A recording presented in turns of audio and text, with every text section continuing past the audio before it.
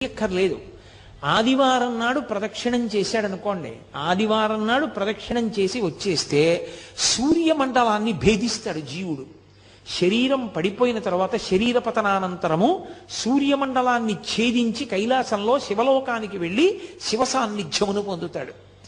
ఒక సోమవారం నాడు ప్రదక్షిణం చేశాడనుకోండి, జరామృత్యువులను దాటతాడు.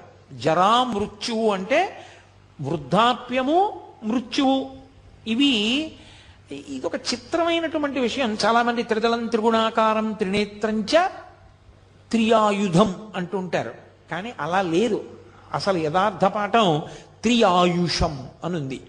త్రియాయుషం ఏకబిల్వం శివార్పణం. త్రియాయుషం అంటే 3 రకములైన ఆయుర్దాయాల్ని కోరుతారు. నేను వృద్ధాప్యాన్ని చూడాలని నేను కోరుకోవాలి. బాల్యము, కౌమారము, యవ్వనము దాటి నేను వార్ధక్యాన్ని చూడాలి అని అడగాలి.